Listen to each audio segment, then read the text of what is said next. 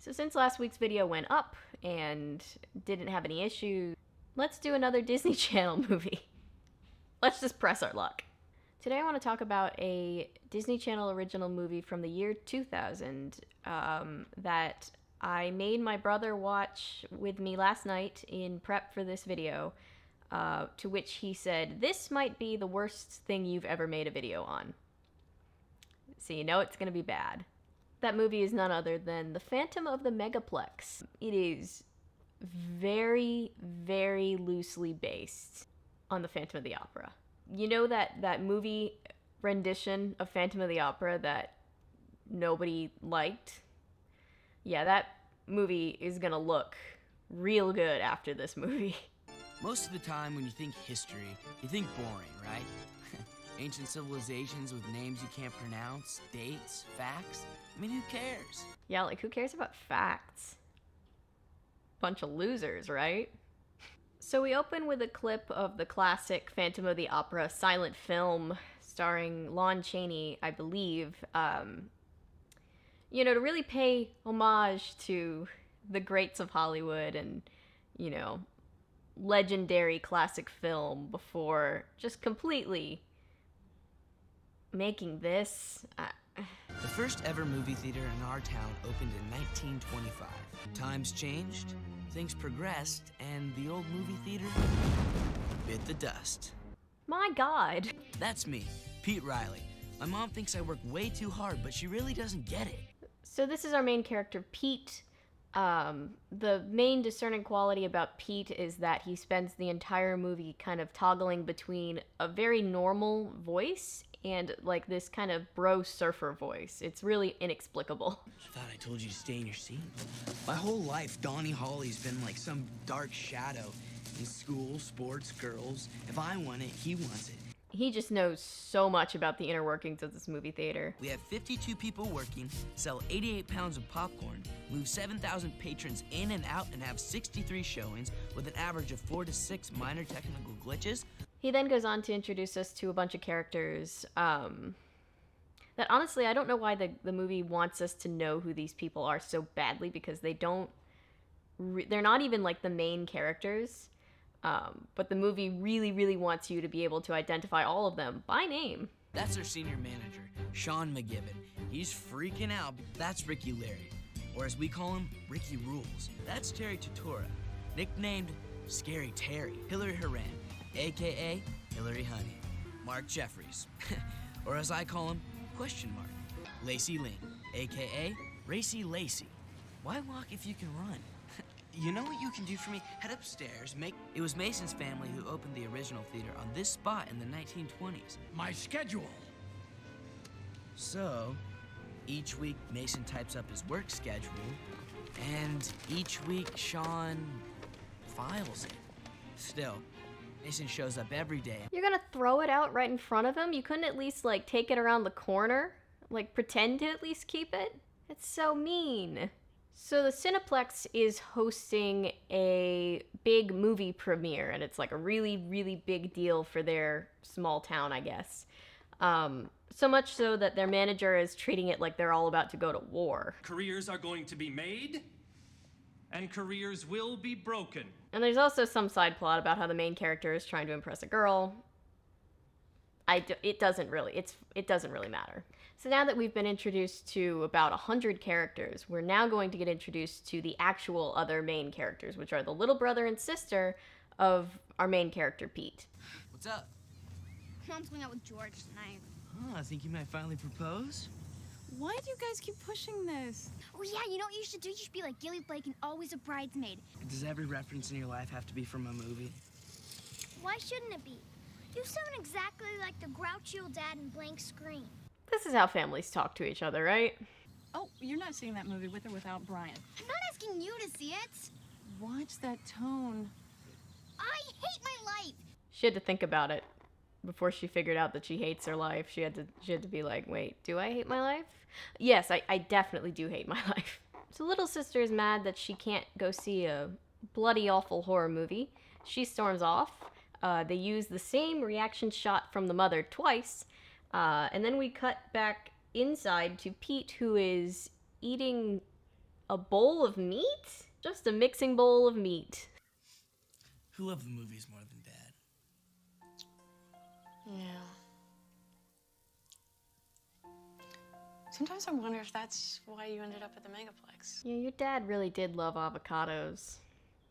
I guess that's why you ended up working at the supermarket. So now it's premiere night. Boss Man is very nervous. It's a disaster, a total calamity. And needless to say, the little sister has plans to ditch the little brother and go see her scary movie. University of Death? You're supposed to see Farmer Brown with me. Or what if it's like in Flood? The whole place starts to flood, but I'm trapped. Poor little brother. Looking sharp there, Petey. What are you doing here, Holly? We heard Caitlin and Lisa were gonna be around tonight. What movie did you get them passes for? Forget, okay? Why does that dog make it so easy for me to rattle his cage? Dude, I asked him a question, and then he didn't want to answer my question. Up top, dude. So the line to get into the theater is being held up by this older man who is telling people that the movies that they want to go see are not good. Like, he's roasting the movies to them and telling them that they should go and pick another movie, which is just making everybody angry and holding up the line. Personally, I mean, I think that would kind of be really funny if, like, you go into a movie theater and, like, the attendant is obligated to tell you, like, what IMDb thinks about the movie. Well, Rotten Tomato users and critic reviews alike agree that this movie is ass on a cracker. So you're not getting into that one. Mason, here, now. I, sir, do not appreciate being spoken to as if I were a canine. Well, I just heard from Mr. Niedermeyer, who says that you are an insurance liability waiting to happen, and he wants you out of here immediately. Look, I'm under enough pressure tonight, old-timer, so scram! Who tells somebody several decades their senior to scram? Good lord. But they kick him out, and he's pretty upset, so obviously he's the main suspect to be the Phantom. Whoa, it's a girl, no way. Hey, what's the problem, little Pete? This came off, but it's not my fault. I was just... It's no biggie, kid. Again, poor Brian. Like this. So gumballs spill out everywhere on the floor, which leads to this absolutely phenomenal scene.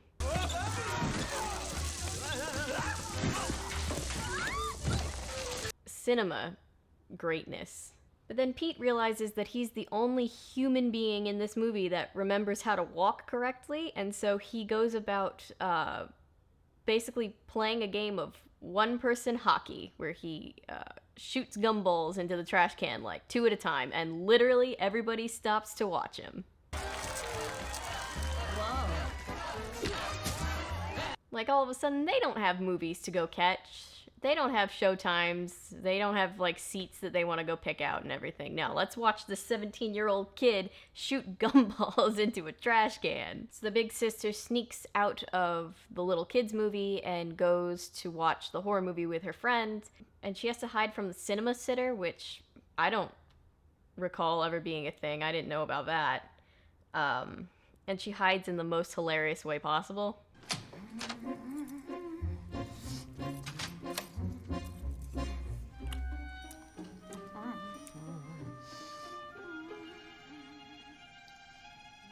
Nailed it. Meanwhile, Pete is attempting to flirt. Will you still get to wear your little red bow tie? Are you making fun of my bow tie? And failing, but then gets called away for a popcorn emergency. Why don't you just try this? Huh? Why didn't we think of that? Yeah, why didn't anybody else think of that? Meanwhile, a whole damn movie is breaking down. I do like this one guy back here that's just, like, trying to throw popcorn at Pete, but, like, it's not getting anywhere close to him because popcorn doesn't, like, weigh that much. So he's just, like, throwing popcorn that's falling, like, 6 inches in front of him, and he's just, like, trying desperately to hit Pete. Also, these characters are all very chill about just talking openly, like full volume voices in a movie theater. Is something wrong, dear? What kind of emergency? Can I come? My name is Karen Riley, and I love Bill Dalton. Like, That's not cool. Don't do that. And I don't know how to stop it. I mean, all I know is that the lights are tied into the same computer program as the projection system. Okay, well, if you got everything under control here, I'm gonna head downstairs to prevent a riot. They're still freaking out. It's like an hour later. Either leave or just stop complaining. So things keep going wrong, and sooner or later they start realizing, oh, we're just teenagers. Why isn't our boss here dealing with this? And then they realize that they can't find their boss. And then they realize that their boss has been tied up in the basement. Is that you? Who did this to you? Probably be easier for him to answer if you took the tape off. Yeah, Pete, ask him questions while his mouth is duct taped. That's a good idea. Yeah, nice job of watching Brian. I can explain. Good. Oh, great. All right, get to the top and do it. Okay. Come on. Sorry, Pete, it really do be like that sometimes. So the brother and sister want to help investigate, and they realize that the things that are going wrong with the movies happen to coincide with the names of the movies. So you can guess by that logic the problem that would arise in a movie showing of something called Cyclone Summer. Run for your lives, children! It's a tornado! God damn it.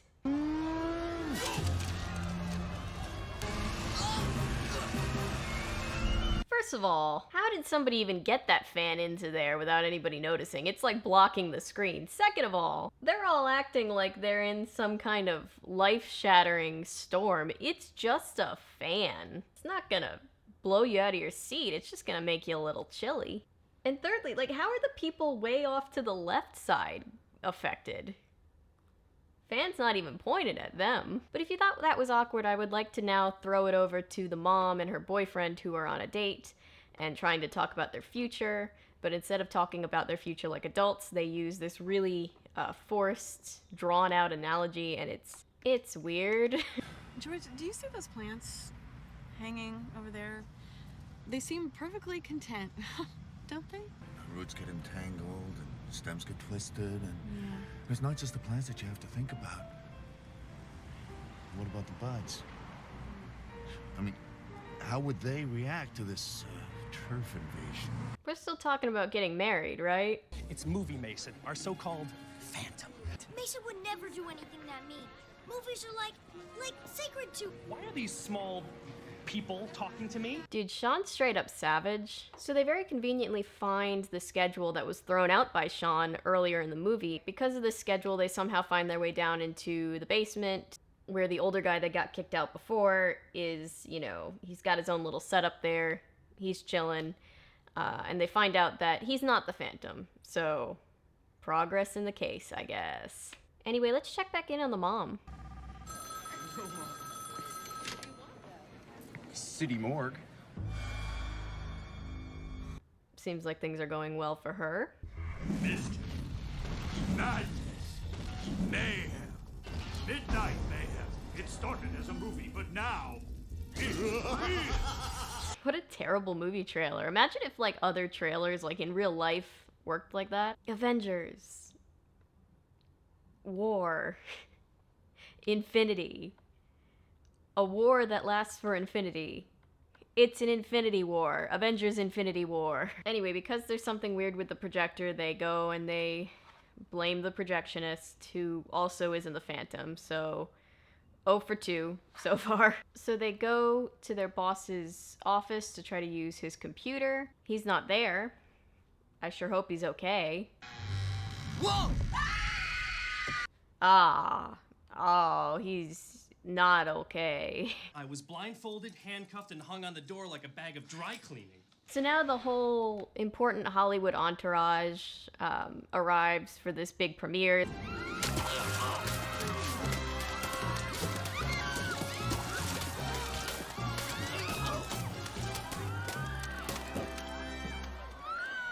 And it's not going too well. It's your her. Can I introduce my friend to you, Miss Madison Ashley Metz? Boom, Sean, in your face. So now our three siblings head up to the roof for reasons.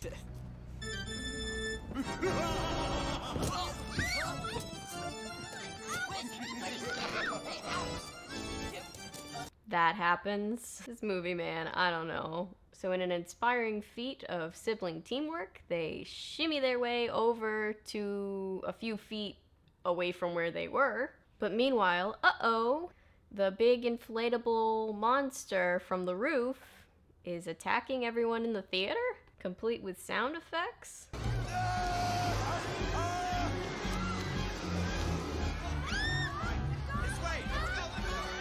And I'm really confused by this because everybody's freaking out like it's an actual monster, but like, it's just an inflatable. Like, they know it's just an inflatable monster, right? Also, it's like biting people and like catching people with its little hands. Like, I don't know if that's how inflatables operate. But good news, the siblings free themselves after a harrowing and definitely not too long escape sequence. So if there's this big inflatable, right, that's causing chaos, what would your first plan of action be? You know, think about it for a second. You know, there's an inflatable, it's, you know, it's inside, it's not supposed to be inside, you've got to deflate it. So what would you do? Because if it was me, and this is just me, I would pull the power cord on it, right? So that it stops inflating. It does the opposite of that. It deflates, and then you don't have a problem with it anymore. Pete does not agree with me. Pete thinks that the most logical step is to grab a sword and stab it.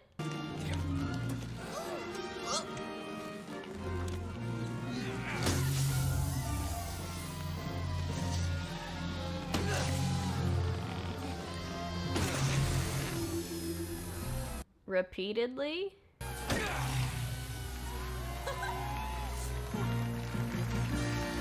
Dude, you didn't have to do that. There were so many other ways you could have done that without ruining it. And then he chases down the Phantom and everybody watches and does not volunteer to help him at all.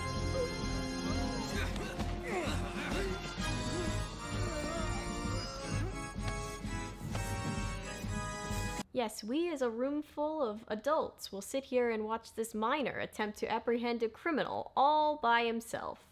We're good at being adults. And plot twist, it was the boss the whole time. Wait, why was it the boss the whole time? What was his motive? McGibbon! For once in your life, get it right! My name is Ding Sean McGibbon, and I did all of this tonight just so you would finally notice me! So his motivation for trying to ruin the business that he works in is that he wanted his boss to like him more. He wanted to harm business for the place that he works so that his boss will appreciate him more.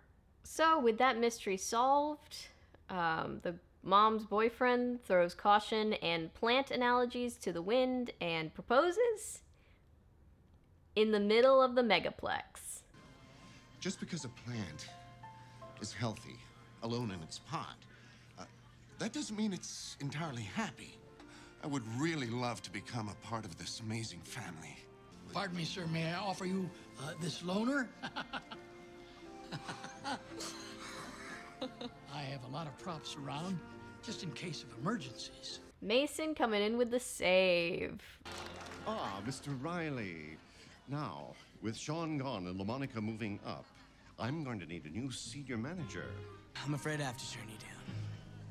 Excuse me? I'm sorry. I guess what I figured out tonight is that I need to spend more time having a life. I'd really like the rest of the night off.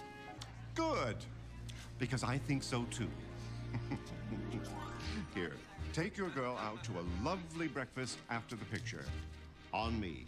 Hello, boss. Yes, I know you just offered me a promotion, and I'm very grateful, but also, not only am I not going to take that promotion, but now, on the busiest night when you really need me, I need a night off. Good, I'm glad you asked. I also want you to take this night off when I need you, and it's very busy and important to me.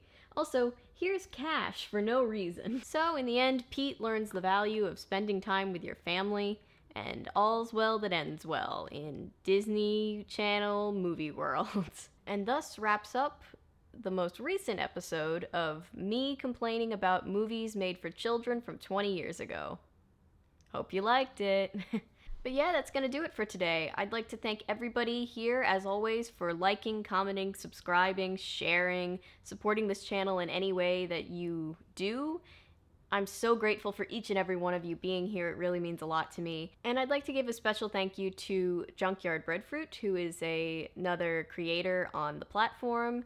He went out of his way to make a whole video shouting out this channel on his channel. So like, that's so kind and unexpected, and I just really, really appreciate that. So thank you, Junkyardbreadfruit. I know we have some new people here because of that shout out, and you know, really it just you know, made me really happy to know that somebody, you know, likes these videos enough to do that. So, you know, it really inspired me, you know, to keep doing what I'm doing, and I'm grateful for that. So thank you. I'm really, really grateful for every single one of you guys for being here. As you know, my name is Avery. I'm a YouTuber if you say so, because thanks to you guys, this is technically a YouTube channel. Bye.